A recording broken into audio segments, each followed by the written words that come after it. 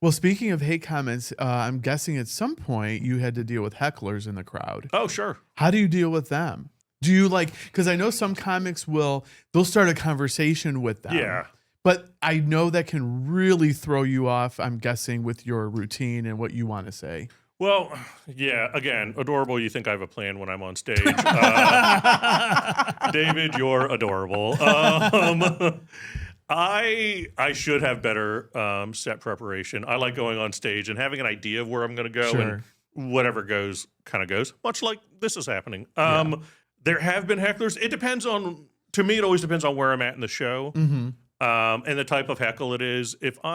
So a show's broken down typically by a host, a feature, and then a headliner. Okay. So the host is starting off the show doing 10 to 15, features doing 20 to 30 minutes, headliners doing 45 to an hour. Okay. It's a basic comedy show breakdown. If I'm the host or the feature, if I'm the host, I'm going to tell people they need to keep quiet, please, unless you're, that's the host job, housekeeping.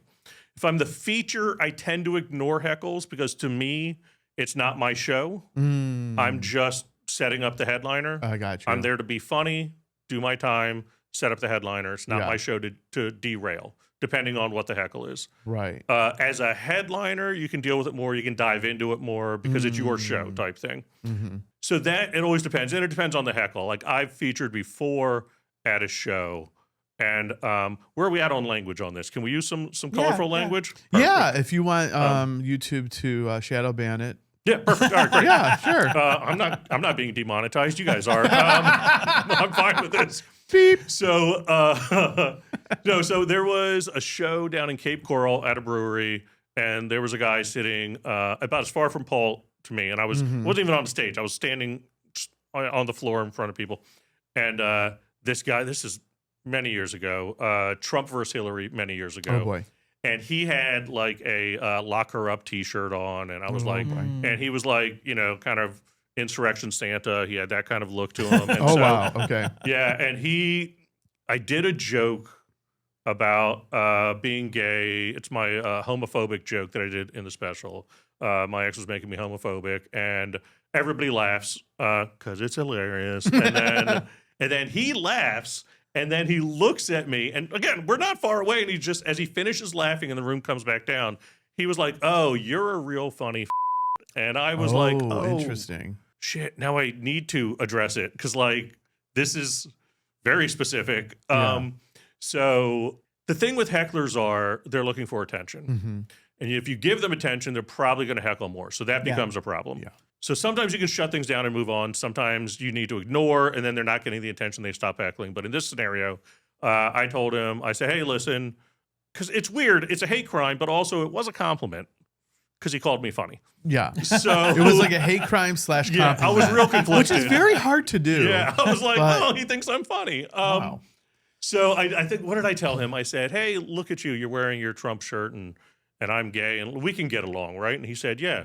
And I said, "And in a world that exists, that we both exist, we can get along together." And he goes, "Yeah."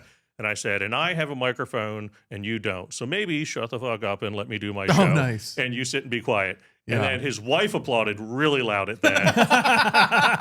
And then some lesbians at the show were like, "Yeah." And I was like, "Settle down." Because I still need to walk to my car after this. And so you don't have security with you?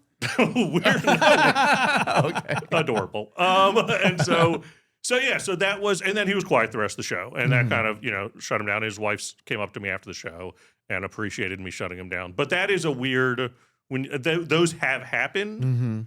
I was headlining a show in St. Pete, and these people these bikers kind of talked through the whole show. And then at the end, like I had 5 minutes left in my set, and they talked through everybody's set. And I was just like, I had enough. And I told them, like, shut up. Just like, shut up. You were begging. I said, I have 5 minutes left in my set. If you're not going to shut up, just leave. Just leave. Right. And they said, "Are you going to give us a refund?" And I said, my goodness. I said, "You have sat through 85 minutes of a 90-minute show. Wow. Nobody's refunding you. Get out or be quiet for the last 5 minutes. I have 2 jokes left for you guys. If you don't like me, that's fine, but leave." Yeah. The guy didn't like me talking to his wife that way. You're not blah, blah, blah, blah, blah. And he said, and again, another beautiful time, my dad was in the audience. And this big biker goes, "I'm going to beat the gay out of you."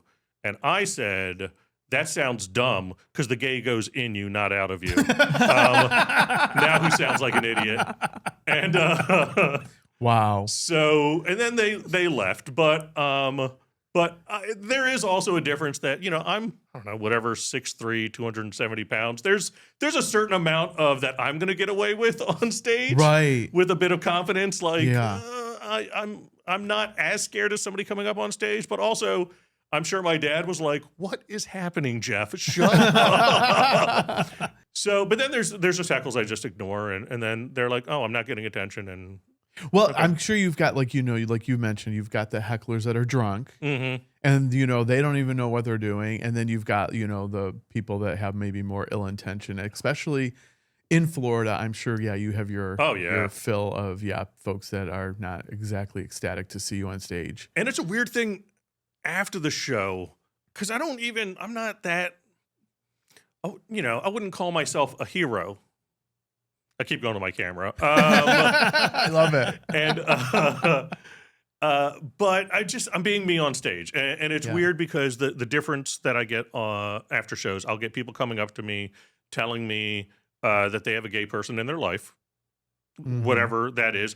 They'll whisper it to me. They'll come up after show and be like, "I have a gay daughter," and I'm like, "Okay, like you can say it out loud." So I get that more often than not, which is interesting. Yeah, I that is interesting.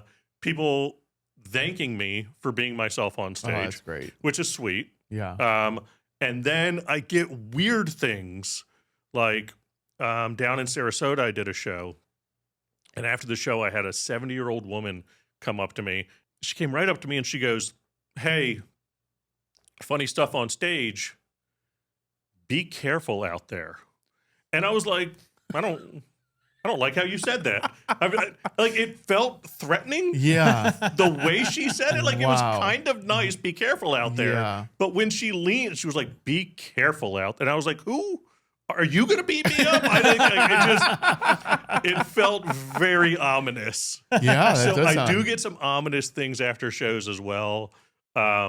People come up and some guy also happened in Sarasota. That's weird. Oh, Maybe there's a strange. trend in Sarasota where people have said, I had a guy say, "I just don't understand why the gays need to push their agenda on me." Oh, geez. And I said, "Okay, what part of my set did that happen in?" And he goes, "Well, you didn't do it."